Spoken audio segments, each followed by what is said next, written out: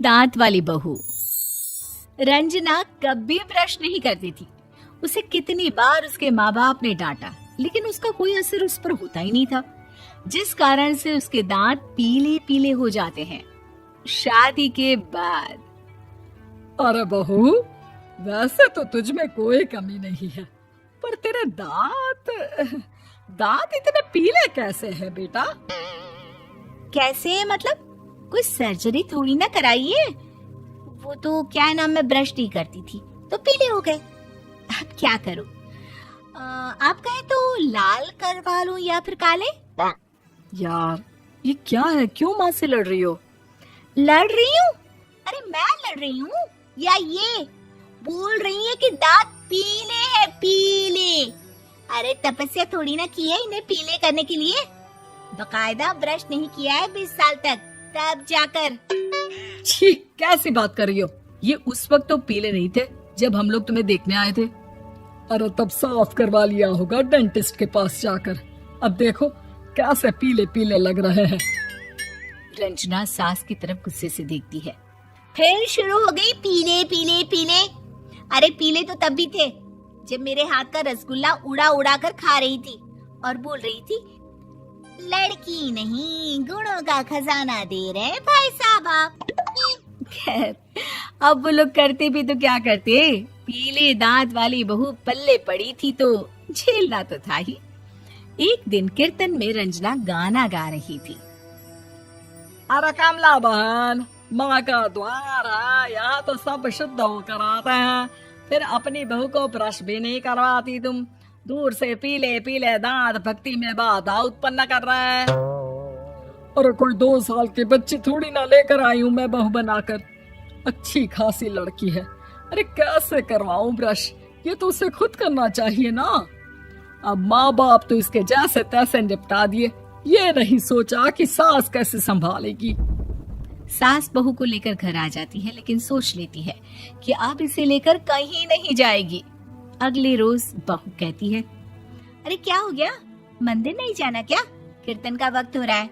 मेरी मधुर वाणी से कान्हा जी जागते हैं और सोते हैं। आप तो जानती है ना उनकी भक्ति में कितना मन लगता है मेरा।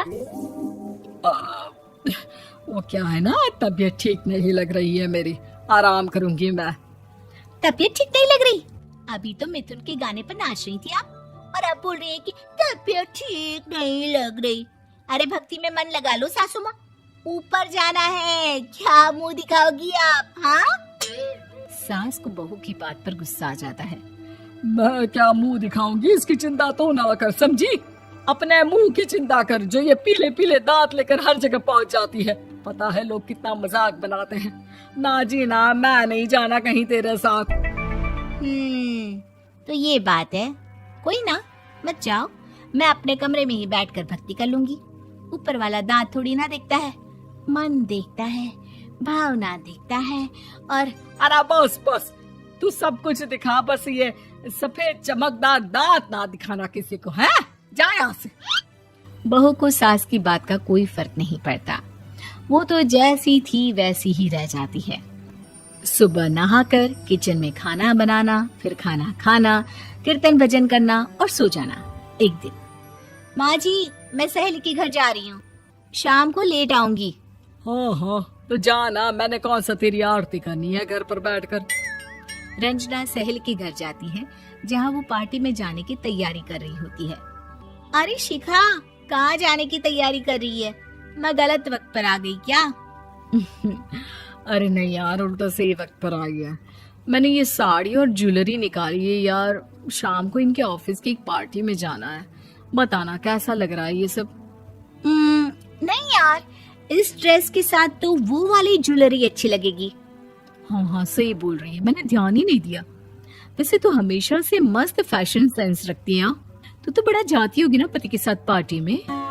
रंजना कुछ नहीं बोलती, बस सोचती है कि यार काश ये बात सही हो जाती, पर मैं क्यों नहीं जाती पार्टी में? क्या इन लोगों की कोई पार्टी होती नहीं होगी?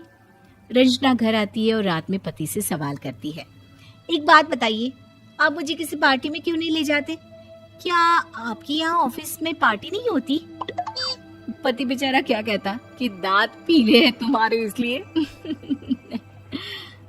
अरे कोई पार्टी होती नहीं हम लोगों के ऑफिस में, तो कहाँ से लेकर जाऊं?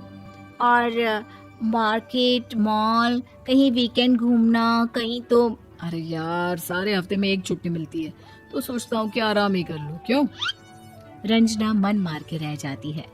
पहले कभी सास के साथ मंदिर जाया करती थी, लेकिन वो भी सास ने ले जाना बंद कर दिया। घर बैठी बैठी रंजना बोर हो जाती है। तभी उसे आइडिया आता है और वो मायके जाने का सोचती है। सासू माँ, 2 दिनों के लिए मम्मी के घर जा रही हूँ। अच्छा अच्छा, ठीक है, आराम से जा।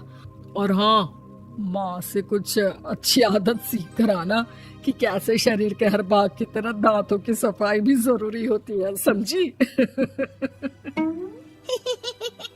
शुरू हो गई ना आप। वो लोग आपकी तरह नहीं है कि छोटी छोटी बात का बतंगड़ बना दे। उन लोगों के लिए मैं मायने रखती हूँ, ना कि मेरे पीले पीले दांत। रंजना माँ को बिना बताए उन लोगों को सरप्राइज देती है, लेकिन जैसे ही वो दरवाजे पर पहुंचती है, अंदर देखती है कि घर वाले कहीं जा रहे होते हैं। अब माँ, काश रंजना दीदी के दांतों वाली प्रॉब्लम नहीं होती, तो वो भी हम लोगों के साथ चलती ना बुआ जी की बेटी की शादी में।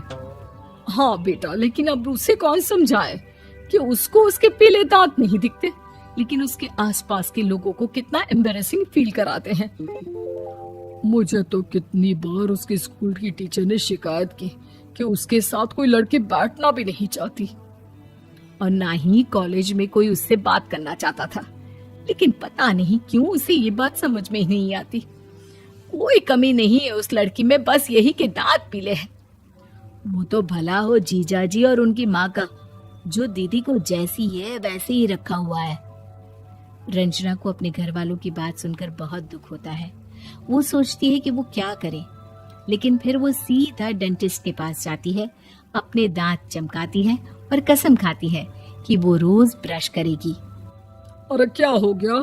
तुम तो 2 दिनों के लिए गई थी ना, पर कोई ना, अच्छा है, चलो आ गई तो। रंजना सास के सामने आकर खड़ी हो जाती है और पूरी स्माइल करती है, उसके चमकदार दांतों को दिखाती हुई। हैं? चले मंदिर? माँ, मुझे माफ कर दीजिए, मैंने आप लोगों को बहुत एम्बैरेसिंग फील करवाया। मैं आज से रोज ब्रश करूंगी।